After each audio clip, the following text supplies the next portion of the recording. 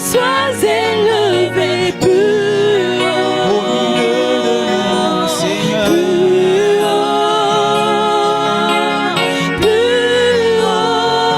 Au-dessus de tout, sois élevé. Jésus, sois élevé plus haut.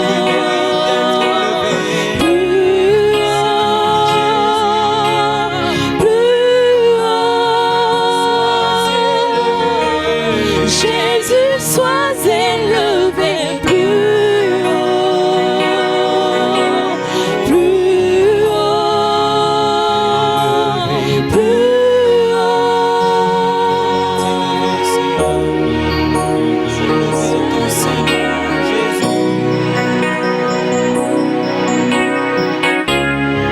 Car tu as reçu un nom au-dessus de tout nom, Jésus.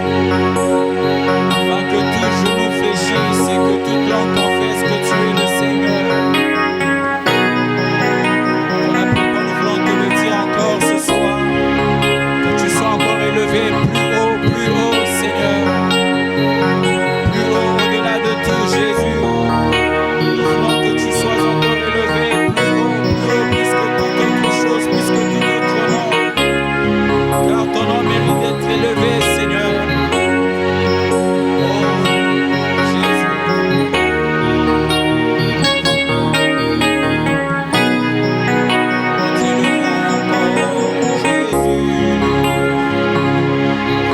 T'élevons, Seigneur, ce soir au milieu de nous. Sois encore élevé, adoré-nous à jamais. Car tu es Dieu, il n'y en a point d'autre comme toi. Il n'y en a point d'autre comme toi, Seigneur. Tu n'as pas de pareil, tu n'as pas de semblable. Tu es seul et unique Dieu. Seigneur, avant toi, il n'y en a point eu. Et après toi, il n'y en aura point, Seigneur. Tu existes à tout jamais, Jésus. Tu existes à tout jamais, notre Dieu. Voilà, nous voulons encore te le dire, Jésus. De reconnaître que tu es Dieu. Comme le psalmiste pouvait dire, tu es celui qui nous a créés, nous t'appartenons. Tu es notre Dieu, nous sommes le troupeau de ton pâturage, Seigneur. Voilà ce qui nous pousse à t'élever, à t'adorer encore, Jésus. Reconnaître ta seigneurie, reconnaître ton autorité, reconnaître que toi seul es Dieu, Seigneur. Reconnaître que toi seul es Dieu, Jésus.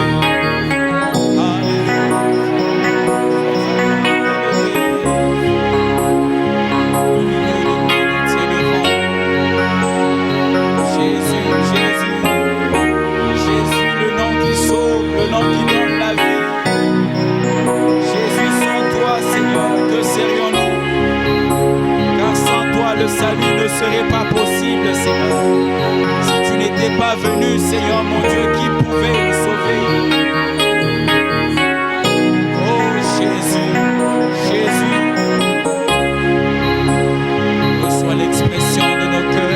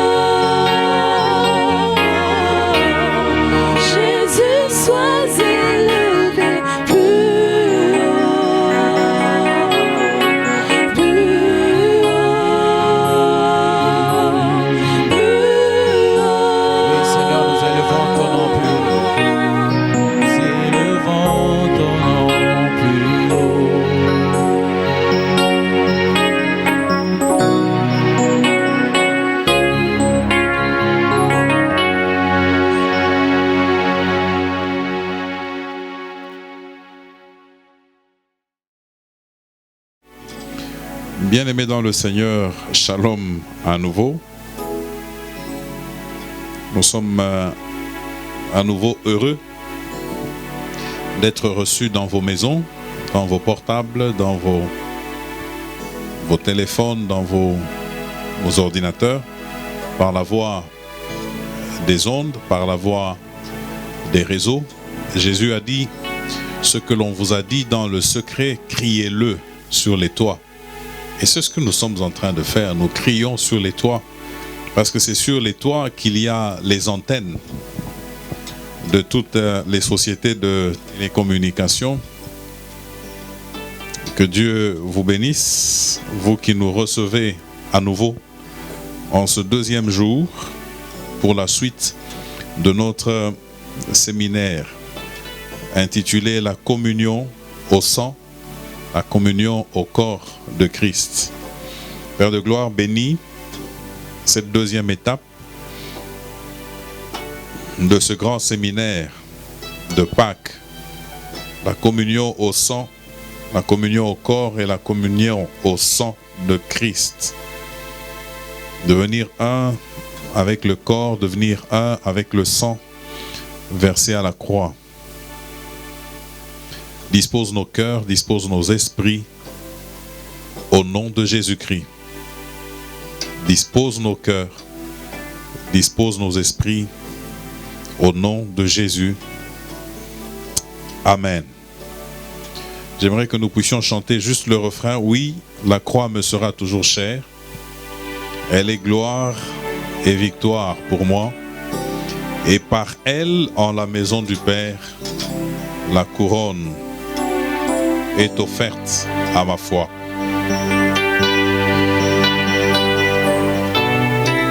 Juste ce refrain. Chantez-le avec nous.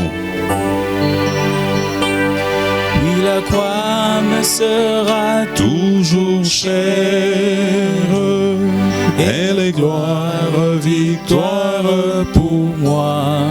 Et par elle en la maison du Père. Et par elle en la maison du Père. La couronne est offerte. La couronne est offerte à ma foi. Oui, la croix me sera toujours chère. Elle est gloire, victoire pour moi. Et par elle en la maison du Père. La couronne est offerte à encore une fois, oui, la croix me sera toujours. Oui, la croix me sera toujours chère. Elle est gloire, victoire pour moi. Et par elle en la maison du Père. La couronne est offerte à ma foi. Les textes de base sont 1 Corinthiens 10 à partir du verset 16, que je relis à nouveau pour rafraîchir la mémoire de tout un chacun d'entre nous. 1 Corinthiens 10, verset 16. La coupe de bénédiction que nous bénissons n'est-elle pas la communion au sang de Christ? Le pain que nous rompons n'est-il pas la communion au corps de Christ? Puisqu'il y a un seul pain, nous qui sommes plusieurs, nous participons tous, nous formons un seul corps, car nous participons tous à un même pain. Et deuxièmement, Jean chapitre 6. Regardez avec moi Jean chapitre 6, 51 à 63. Jean chapitre 6, nous relisons 51 à 63. Je suis le pain vivant qui est descendu du ciel. Si quelqu'un mange de ce pain, il vivra éternellement. Et le pain que je donnerai, c'est ma chair que je donnerai pour la vie, du monde. Là-dessus, les Juifs disputaient entre eux, disant, « Comment peut-il nous donner sa chair à manger ?» Jésus leur dit, « En vérité, je vous le dis, si vous ne mangez la chair du Fils de l'homme, et si vous ne buvez son sang, vous n'avez point la vie en vous-même. Celui qui mange ma chair et qui boit mon sang a la vie éternelle. Et je le ressusciterai au dernier jour, car ma chair est vraiment une nourriture et mon sang est vraiment un breuvage. Celui qui mange ma chair et qui boit mon sang demeure en moi et je demeure en lui. Comme le Père qui est vivant m'a envoyé et que je vis par le Père, ainsi celui qui me mange vivra par moi. C'est ici le pain qui est descendu du ciel. Il n'en est pas comme de vos pères qui ont mangé la manne et qui sont morts. Celui qui mange ce pain vivra éternellement. Jésus dit ces choses dans la synagogue, enseignant à Capernaüm.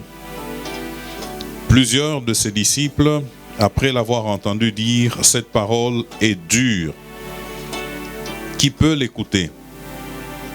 Jésus, sachant en lui-même que ses disciples murmuraient à ce sujet, leur dit, cela vous scandalise-t-il? Et si vous voyez le Fils de l'homme monter où il était auparavant, car l'esprit vivifie, la chair ne sert de rien. Les paroles que je vous édite sont esprit et vie. Bénis ta parole dans nos cœurs, à nouveau ce soir, au nom de Jésus. Amen. La vie d'un homme se trouve dans son sang. Lévitique 17, le verset 14, comme nous l'avons dit, la vie d'un homme se trouve dans son sang. L'âme de l'homme est dans son sang. Voilà pourquoi, dans les temps anciens, Dieu a interdit aux enfants d'Israël de consommer toute forme d'animal avec le sang. Le sang est tellement sacré qu'il est en liaison directe avec l'autel. Il est en liaison directe avec le sacrifice. Verser le sang, c'est comme sacrifier. Dieu dit, ne mangez donc pas le sang, parce que dans le sang, il y a l'âme de l'homme. Est-ce qu'aujourd'hui, nous continuons dans cette prescription? Le sang de Christ a coulé. Parce que le sang de Christ a coulé, eh bien, il y a quelque chose en termes de sang qui est appelé à tomber. Oui, c'est vrai. Et le sang, c'est l'âme de l'homme, c'est la vie de l'homme, c'est vrai. Mais le sang des animaux, aujourd'hui, n'est plus rattaché au culte avec Dieu. Le culte à Dieu, plutôt. Pour la simple et bonne raison qu'il y a un sang plus excellent qui a coulé. Parce qu'il y a un sang plus excellent qui a coulé, eh bien Dieu ne rattache plus le sang des animaux au culte et à l'autel. Celui qui mange ma chair c'est le pain, le vrai pain qui est descendu du ciel. Celui qui mange ce pain, ma chair, celui qui est en communion avec ma chair, ce pain, celui-là a la vie éternelle. Parce qu'il est aussi dit que l'homme ne vit pas de pain seulement dans son corps, mais son âme vit de toute parole qui sort de la bouche de Dieu. Donc, le corps de Christ que nous devons manger, qui est ce pain descendu du ciel, c'est la parole de Dieu, en laquelle nous devons croire, dont nous devons nourrir notre âme et notre esprit jour après jour. Jour après jour, nous devons nourrir notre âme et notre esprit de la parole de Dieu. Non pas seulement la parole que nous écoutons à travers les enseignements comme celui que vous êtes en train de suivre, non pas seulement la parole que vous écoutez à travers les prédications, encore faut-il que cette parole, n'est-ce pas, repose sur un très bon fondement, un fondement doctrinal sain, un fondement doctrinal correct. Encore faut-il que cette parole repose sur ce fondement doctrinal correct. Parce que vous savez, mes frères, une chose est sûre aujourd'hui, c'est que il y a beaucoup de choses qui sont agréables à entendre. Mais qu'est-ce qui est vraiment doctrinal? Qu'est-ce qui est vraiment de la saine doctrine? Aujourd'hui, on entend des paroles de tous les genres. Elles sont agréables à entendre. Lorsqu'on suit, on écoute, on est tenté de dire « Waouh, ça c'est la parole de Dieu ». Mais lorsque on prend du recul et on reste tranquille, on se rend compte que ce n'était pas du tout la parole de Dieu. Voilà, je répète, je dis, la parole, la chair de Christ, le pain descendu du ciel, cette parole que Dieu nous donne, que nous sommes appelés, n'est-ce pas, à méditer, à dévorer, je ne sais pas moi, à manger sous toutes les sauces possibles, sous toutes les formes possibles. Il est dit, médite-le jour et nuit. Médite cette parole. Méditer, c'est réciter à mi-voix, n'est-ce pas?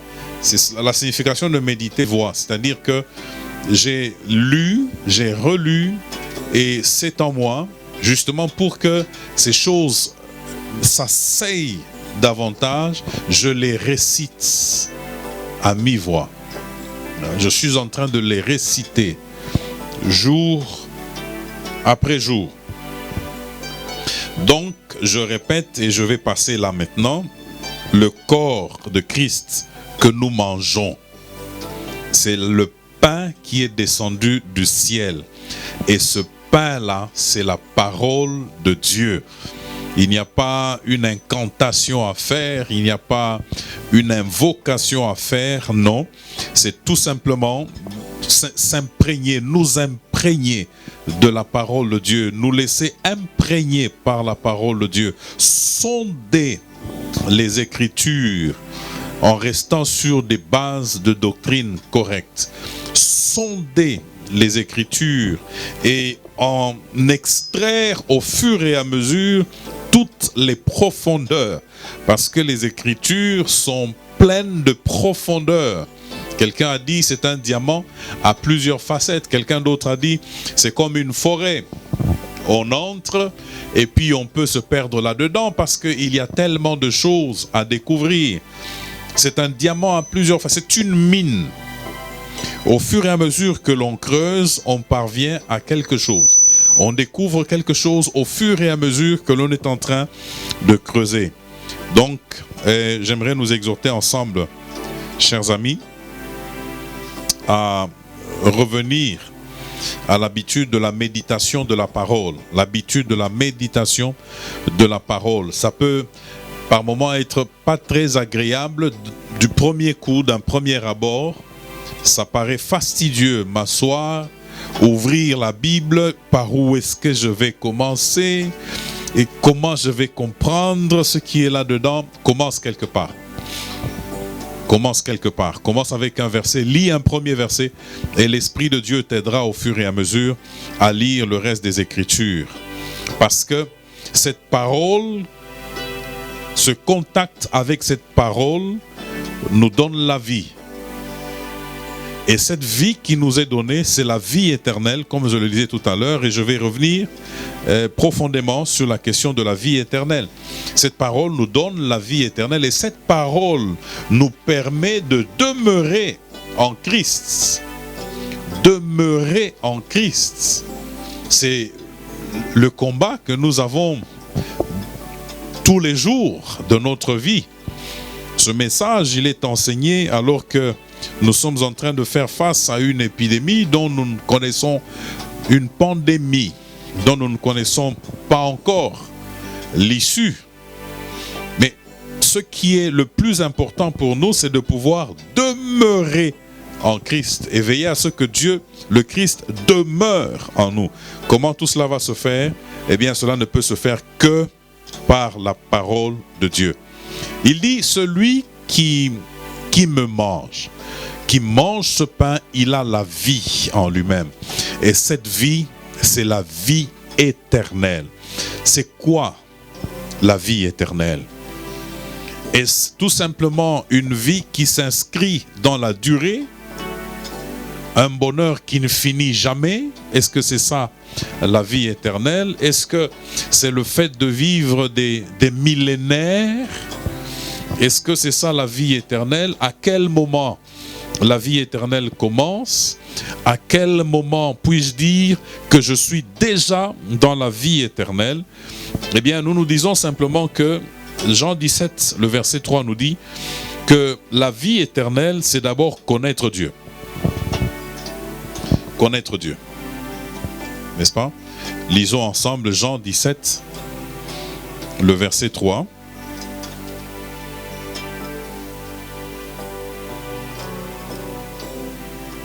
Il est dit ceci, je commence au verset 2. Selon que tu lui as donné pouvoir sur toute chair, afin qu'il accorde la vie éternelle à tous ceux que tu lui as donnés. Afin qu'il accorde la vie éternelle, lui Jésus. N'est-ce pas? Parce qu'il est question de lui. Revenons d'ailleurs au premier verset. C'est une étude, une méditation approfondie. Après avoir ainsi parlé, Jésus leva les yeux au ciel et dit, Père, l'heure est venue, glorifie ton Fils, afin que ton Fils te glorifie, selon que tu lui as donné pouvoir sur toute chair, afin qu'il accorde la vie éternelle à tous ceux que tu lui as donnés. Or, la vie éternelle, c'est qu'ils te connaissent, toi, le seul vrai Dieu, et celui que tu as envoyé, Jésus-Christ. C'est lui-même qui parle. Donc la vie éternelle, c'est connaître Dieu. Lui, le seul vrai Dieu. Lui, le véritable Dieu. Connaître Dieu. Connaître Dieu. Avoir une relation intime. Avoir une relation développée. Avoir de plus en plus d'informations vivantes sur Dieu.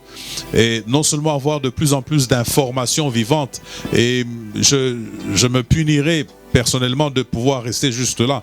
Mais pouvoir expérimenter Dieu au fur et à mesure. Je préfère cela. Connaître Dieu, pouvoir expérimenter Dieu tous les jours de notre vie, au fur et à mesure, une expérience après une autre, une expérience après une autre. C'est ça la vie. C'est ça la vie. Expérimenter Dieu, marcher avec Dieu jour après jour, faire une expérience avec Dieu jour après jour. La vie chrétienne, en principe, la vie éternelle, c'est une succession d'expériences avec Dieu. C'est une succession d'expériences dans ma marche avec Dieu. Je préfère dire cela. Une succession. Parce que si nous nous limitons à dire un ensemble d'informations sur Dieu, il se pose un problème parce que je peux avoir des informations sur Dieu sans avoir une expérience personnelle avec Dieu. Le mieux, c'est l'expérience qui m'amène à comprendre, qui m'amène à découvrir. Eh bien, connaître Dieu, c'est cela. C'est ça la vie éternelle d'abord. Connaître Dieu, c'est d'abord cela la vie éternelle. Avoir une expérience au jour le jour avec Dieu. Marcher au jour le jour avec Dieu. Je ne me limite pas à l'expérience que j'ai faite il y a 15-20 ans en arrière, mais je veux une expérience tous les jours avec Dieu parce que ma relation avec Dieu est vivante. Le Dieu que je prie, que je sers étant vivant, il y a toujours quelque chose de nouveau que j'apprends et que j'expérimente au jour le jour. J'aimerais bien insister pour dire que tout cela, nous le situons dans le contexte, dans le cadre d'une compréhension saine des Écritures, non pas une compréhension tordue des Écritures. J'aimerais bien insister sur cela parce que on veut tellement expérimenter, on court après les expériences, on veut savoir l'atmosphère entre guillemets, mais assez souvent c'est tordu, c'est hors de sens. Et voilà pourquoi à un moment donné ça finit par être stérile. Ça ne génère pas la vie, ça n'édifie pas. Or, une expérience vécue avec Dieu a pour résultat la vie. Et que lorsqu'il y a la vie, il y a l'édification. Lorsqu'il y a l'édification, il y a la croissance. Mais tout ce que nous expérimentons sans Dieu, ça ne fait que stimuler nos passions. Ça ne fait que aiguiser nos passions. Parce que justement, il n'y a pas vie. Parce que justement, il n'y a pas édification. Parce que justement, Dieu ne tire pas gloire de toutes ces choses-là. Eh bien, ça revient sur nous. Et ça stimule toutes les passions possibles. Et voilà que, au lieu que ça se change en croissance spirituelle avérée, au lieu que ça évolue en croissance chrétienne saine et correcte, ça évolue en déviation, ça évolue en toute espèce de mauvaises choses, parce que tout simplement, on n'est pas parti des bases saines, on n'est pas parti des bons fondamentaux. Hier, le premier jour, nous avons ensemble vu la question de base, avoir donné sa vie à Jésus. Je ne vais pas revenir là-dessus pour que cela ne bouffe pas tout notre séminaire. Mais rester dans le cadre de quelque chose de sain, la saine doctrine qui a été correctement interprétée, la parole de Dieu qui a été correctement interprétée, expérimenter ce que Dieu me donne au jour le jour, c'est cela, connaître Dieu. C'est de cette manière que je parviens à la connaissance de Dieu, parce qu'au jour le jour, j'ai une expérience particulière avec Dieu. Je ne suis pas accroché, comme je le disais tout à l'heure, à une expérience que j'ai faite il y a 15 ans, il y a 20 ans, n'est-ce pas? C'est un peu triste d'entendre des gens, des hommes, des femmes se vanter des merveilles qu'ils ont expérimenté il y a 20 ans, quand j'étais converti, quand je me suis converti, le zèle que j'avais au tout début de ma foi, le zèle que j'avais, Dieu me parlait, j'expérimentais des choses. Mais s'il y a une cassure, aujourd'hui vous n'expérimentez plus ces choses, cela veut dire que vous devez vous remettre en question, vous devez vous remettre en cause, n'est-ce pas? Parce que Dieu étant vivant, ma relation avec lui est vivante. Et là où il y a vie, il y a mouvement. Là où il y a vie, il y a changement, il y a progression, il y a transformation. Et cela est très important. C'est cela d'abord, connaître Dieu. Je voulais m'asseoir fondamentalement sur cela parce que j'ai compris qu'au jour d'aujourd'hui, la course aux enseignements, waouh, extrêmement profonds, extrêmement comptant, la plupart n'ont pas la base, n'ont pas le départ, ils n'ont pas les éléments de départ. Comment vont-ils comprendre? C'est comme j'aime toujours à le dire, pour ceux qui ont fait maths physique, qui ont fait les mathématiques, comment vas-tu comprendre les intégrales si tu n'as pas appris à résoudre une simple équation? Comment vas-tu faire les intégrales? Parce que là, c'est un niveau assez élevé de maths. Comment vas-tu parvenir là? Comment vas-tu comprendre ces choses-là si tu n'as pas appris à utiliser les signes? Si tu n'as pas appris l'ensemble des naturels, l'ensemble des réels, tu n'as pas appris toutes ces choses. Comment vas-tu parvenir justement à résoudre de très grandes questions de mathématiques? Voilà pourquoi je dis au jour d'aujourd'hui, revenons à ce qui est fondamental, à ce qui constitue les fondamentaux de la vie chrétienne. Les fondamentaux de la vie chrétienne. Ne continuons pas de courir à la recherche de ce qui est sensationnel, de ce qui est, mon Dieu, agréable à entendre, comme je le disais déjà, Parce que au final, on aboutit à l'impasse. Nous sommes dans l'impasse. Et regardez par exemple qu'au jour d'aujourd'hui, plusieurs ne savent même pas de quoi il est question. Quand on parle du millénium, plusieurs ne savent même pas ce qu'est le millénium. Plusieurs ne savent pas ce qu'est l'enlèvement.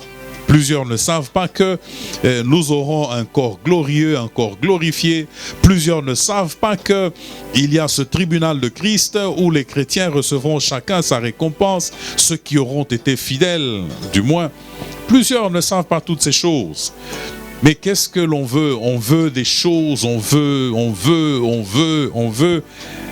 Et bon, voilà, dommage. Bon, alors je disais, connaître Dieu, c'est faire une expérience avec Dieu au jour le jour. N'est-ce pas? La vie éternelle, il a dit, c'est connaître Dieu et connaître Jésus-Christ. N'est-ce pas? Développer ma relation avec le Christ. Développer ma relation avec lui. Alors, celui qui vit selon Dieu, possède déjà maintenant sur cette terre. Parce que nous avons posé la question, quand est-ce que la vie éternelle commence? Écoutez, celui qui vit selon Dieu possède déjà ici sur la terre la vie éternelle comme une réalité non pas future, mais comme une réalité actuelle. Si je vis selon Dieu, j'ai déjà cette vie éternelle ici sur la terre. Ce n'est pas une réalité future, éloignée. Non, c'est quelque chose de réel, maintenant, actuel. Si je suis en Christ et que je marche selon Dieu, j'ai maintenant la vie éternelle. Je l'ai déjà. Alors, par rapport à cela, il y a ces deux choses que j'aimerais que nous puissions garder ensemble. J'ai déjà la vie éternelle, mais je ne l'ai pas encore totalement. Donc, il y a cette part qui concerne ma vie terrestre que j'ai déjà. Mais il y a cette autre part qui concerne les temps éternels, les temps qui ne sont pas encore là. J'ai la qualité, je mène une vie de qualité différente. Avoir la vie éternelle déjà maintenant, c'est pouvoir expérimenter le royaume de Dieu déjà maintenant. Je suis en train de l'expérimenter au fur et à mesure de ma croissance. J'expérimente le royaume de Dieu.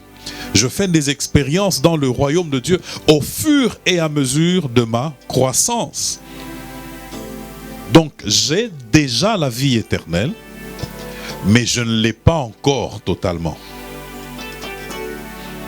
Parce que je marche selon Dieu, parce que je suis conduit par Dieu tous les jours de ma vie, il y a ce quelque chose qui n'est pas naturel, ce quelque chose de surnaturel qu'il y a en moi, qui est en train de se développer au fur et à mesure. C'est ça la vie éternelle. Je l'ai déjà maintenant, quoique je ne l'ai pas encore dans sa totalité. Donc déjà, mais pas encore. Il y a une partie, il y a une dimension de cette vie éternelle qui est encore à venir. Et je marche, je persévère pour pouvoir l'atteindre. Mais déjà maintenant, je peux avoir un style de vie différent.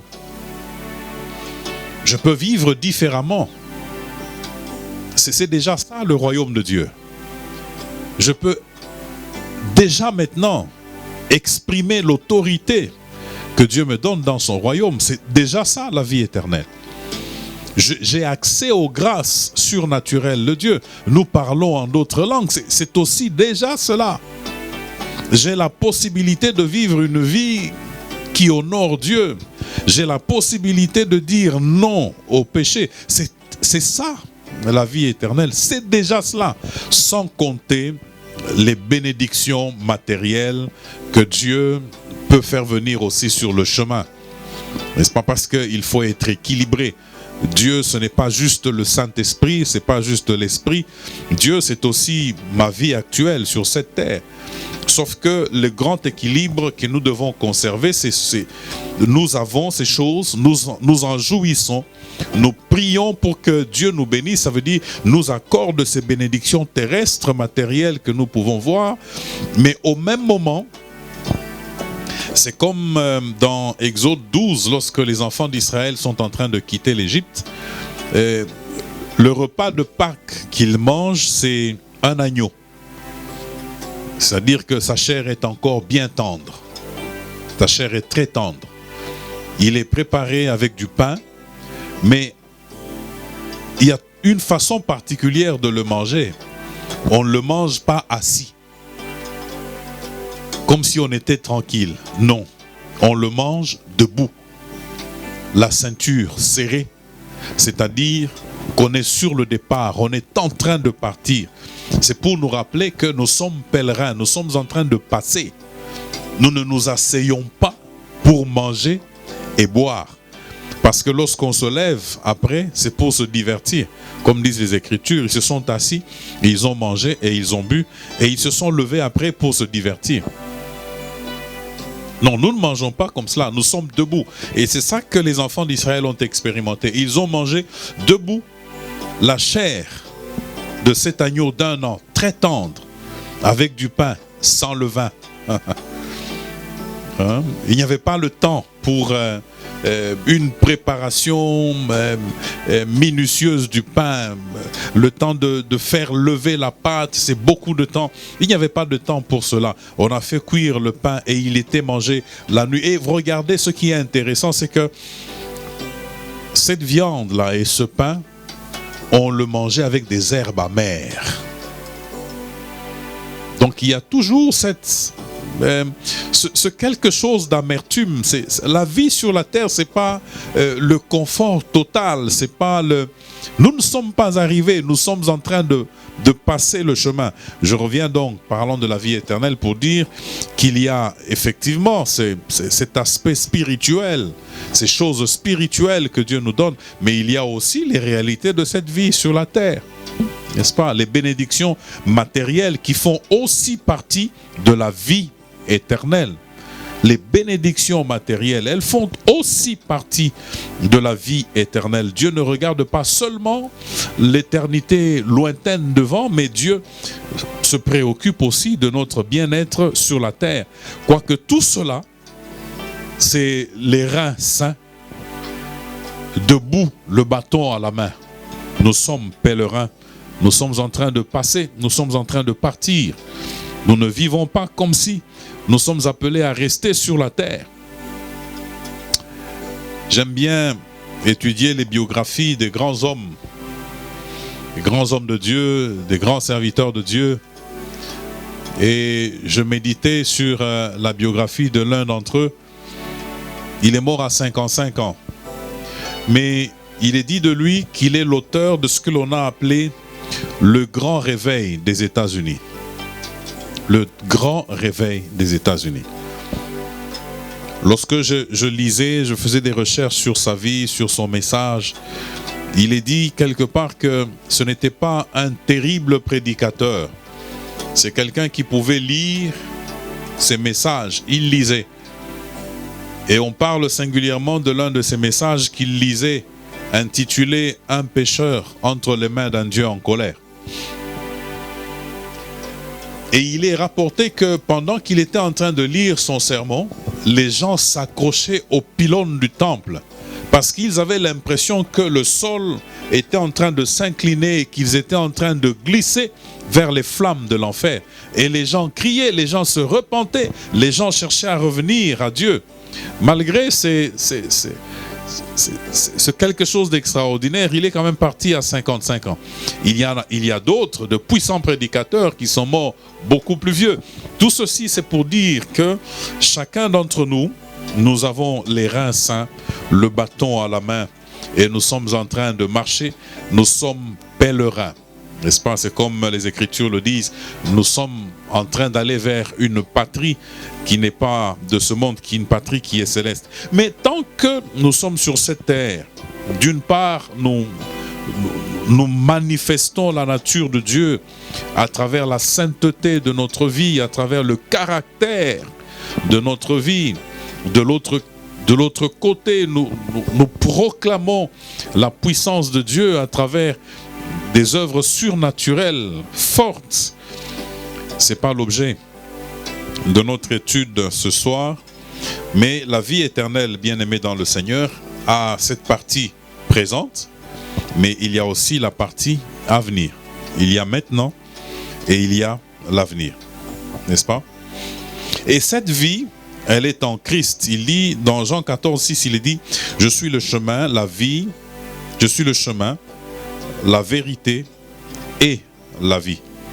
Je suis le chemin, la vérité et la vie. » N'est-ce pas?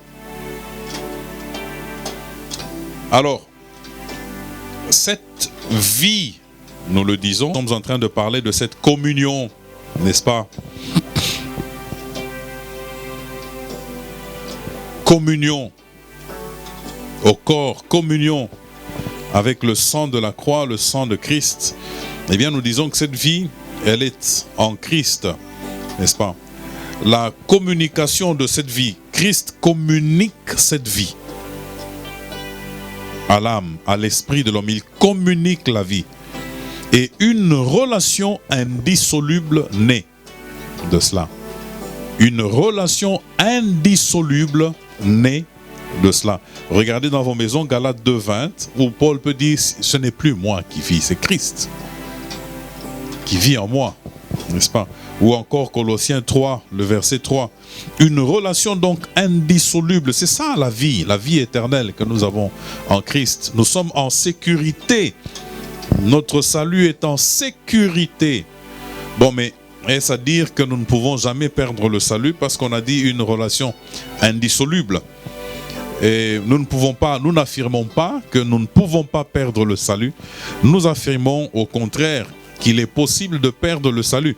Quoique ce n'est pas la chose la plus facile qui puisse arriver. Donc, bien-aimés dans le Seigneur, tels sont les éléments que je désirais vous communiquer par rapport à la vie éternelle. Recevoir la vie éternelle. Gloire à Dieu.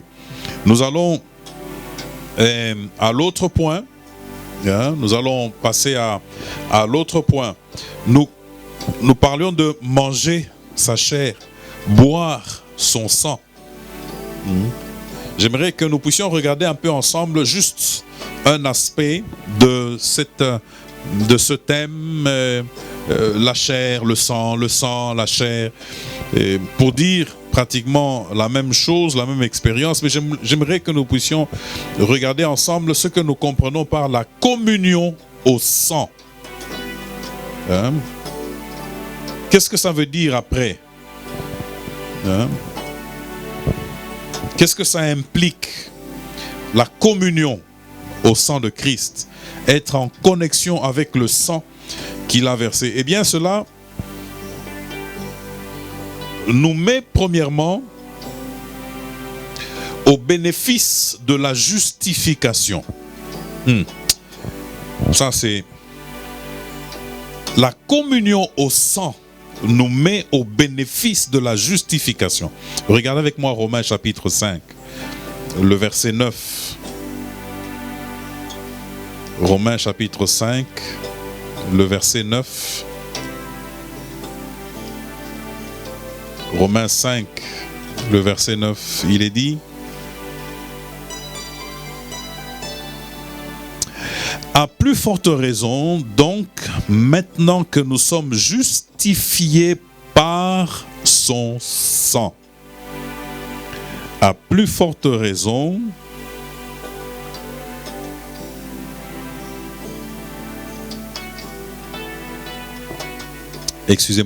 à plus forte raison, donc, maintenant que nous sommes justifiés par son sang, serons-nous sauvés par lui de la colère.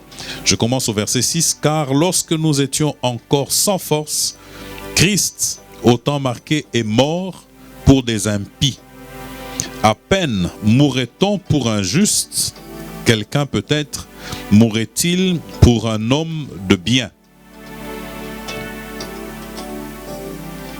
Verset 8. Mais Dieu prouve son amour envers nous en ce que lorsque nous étions, encore des pécheurs, Christ est mort pour nous. À plus forte raison donc, maintenant que nous sommes justifiés par son sang, serons-nous sauvés par lui de la colère.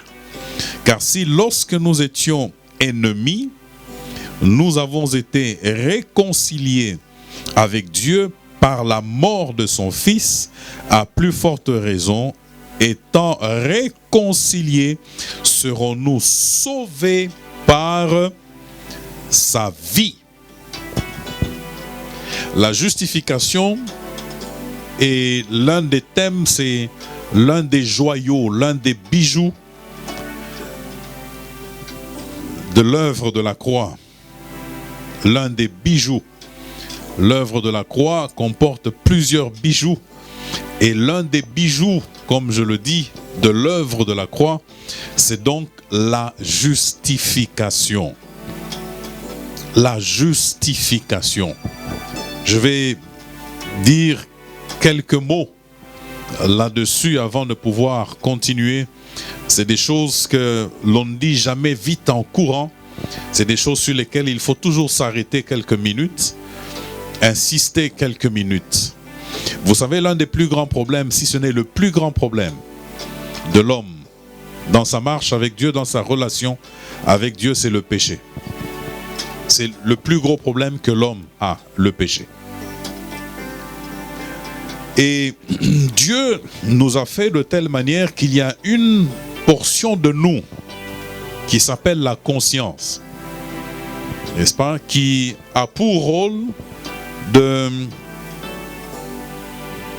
comme pour ainsi dire, de baliser, il joue un peu pour ainsi dire le rôle de garde-fou. La conscience, lorsque nous avons mal agi, la conscience nous parle. Tu as mal agi. La question, la discussion à un moment donné, c'est: est-ce que la conscience est infaillible? Est-ce que ma conscience peut ne pas me tromper, ou ma conscience ne me trompe jamais? Bon, évidemment, tout dépend des éléments que j'ai reçus, n'est-ce pas? Des éléments sur lesquels ma conscience est formée. Et lorsque j'ai posé un acte, j'ai fait quelque chose de pas bien, je suis en train de parler non pas d'abord de celui qui est en Christ. Voilà pourquoi vous m'entendez parler de la conscience. Il y a ce qu'on appelle la conscience, il y a les lois de la société, les lois de la nature qui nous enseignent que ça on ne fait pas, ça c'est pas bien, ça ne devrait pas être fait, on ne doit pas aller dans ce sens-là, on ne doit pas. La loi de la conscience en moi, plus ou moins, me permet de trouver le bon équilibre pour ne pas aller vers ce qui est mal, pour savoir ce qui est bien ou ce qui est mal. Donc il y a cette entité en nous-mêmes qui s'appelle la conscience. Et d'une manière ou d'une autre, lorsque ma vie n'est pas bien, ma conscience m'accuse. Le fait que je me sente accusé par ma conscience fait naître en moi ce que l'on appelle la culpabilité. La culpabilité. Et la culpabilité est l'une des choses qui peut ronger la vie d'un homme, qui peut même anéantir, ruiner la vie d'un homme. Mais au passage, j'aimerais nous dire la bonne nouvelle, c'est que Dieu ne vient pas pour nous culpabiliser.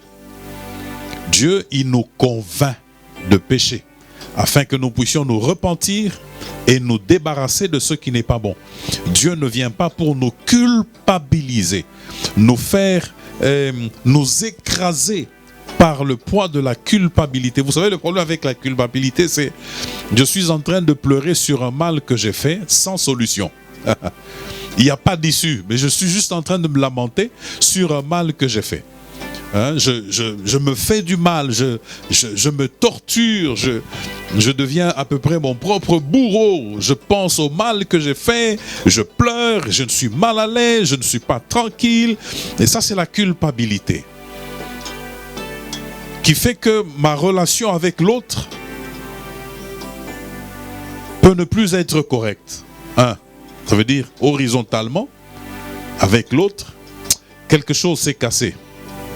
Mais aussi verticalement, c'est-à-dire de Dieu vers moi ou de moi vers Dieu, il y a aussi une cassure. Pourquoi? Il y a la culpabilité. La culpabilité, assez souvent, pousse l'homme, lorsque l'Esprit de Dieu n'est pas là, pousse l'homme à fuir la présence de Dieu.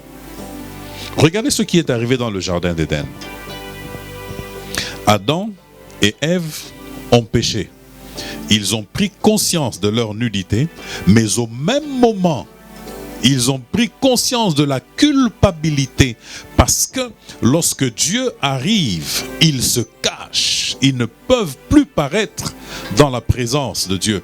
La culpabilité, c'est une chose un poids qui peut rendre malade, qui peut anéantir émotionnellement une personne, ruiner un être humain, la culpabilité. La culpabilité. Donc d'un côté, c'est vrai, il y a cette conscience qui me dit, oh, tu ne te comportes pas bien. Mais la loi de Dieu, qui passe aussi pour celui qui n'est pas en Christ, par sa conscience là, et par certaines prescriptions d'ordre tout à fait naturel, la loi de Dieu aussi est en train de me dire, tu es coupable. Tu es coupable. Tu es coupable.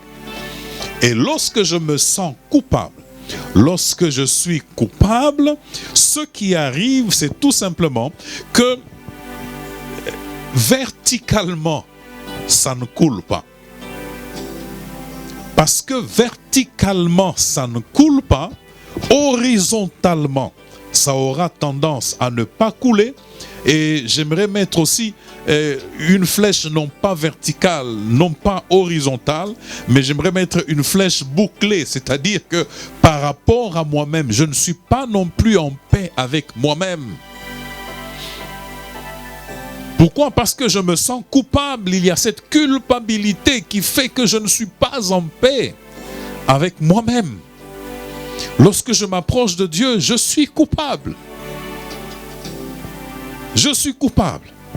Oui, c'est vrai que l'on peut parler de la justification en utilisant des formules théologiques finies, bien assises.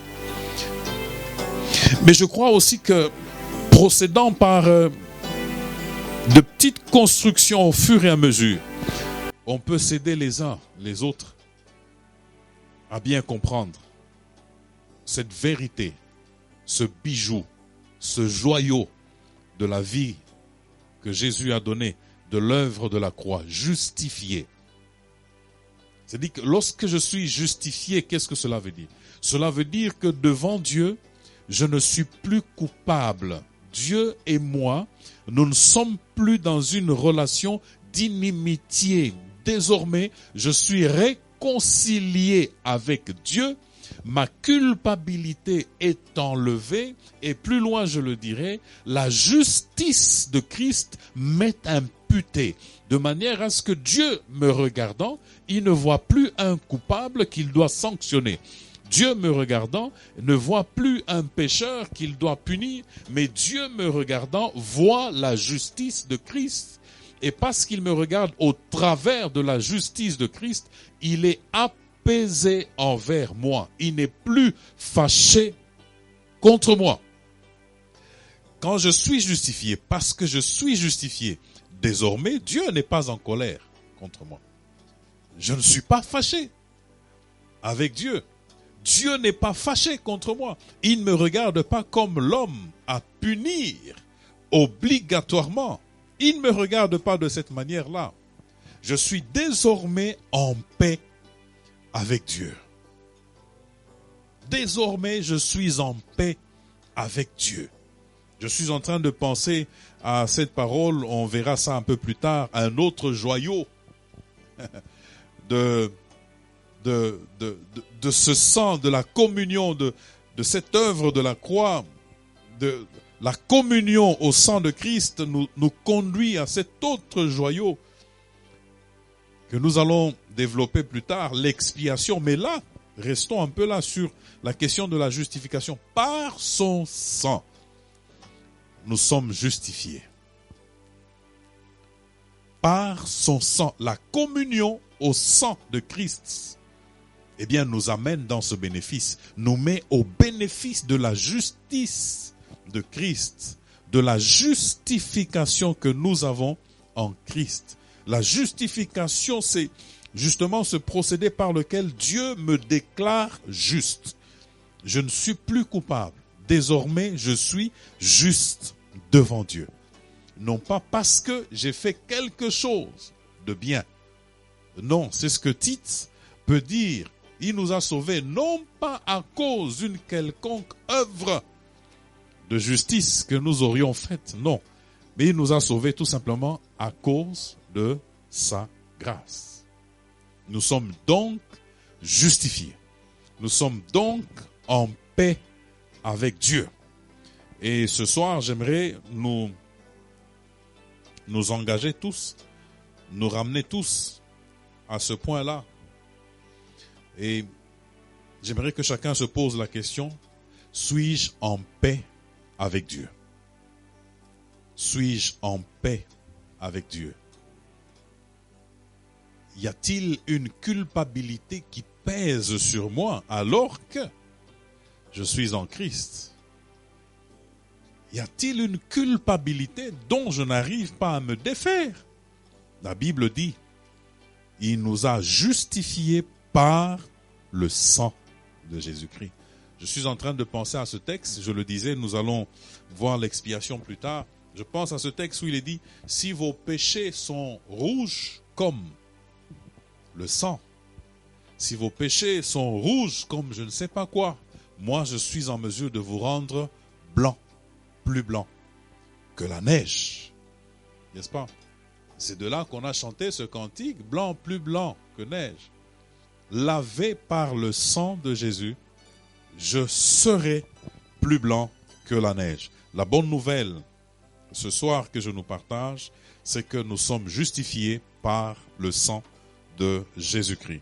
C'est la bonne nouvelle que je nous partage ensemble. Nous sommes justifiés par le sang de Jésus-Christ. S'il y a une culpabilité qui a pesé sur vous, eh bien ce soir, rapprochez-vous de Dieu et puis dites-lui, Seigneur, je reçois la justification au nom de Jésus.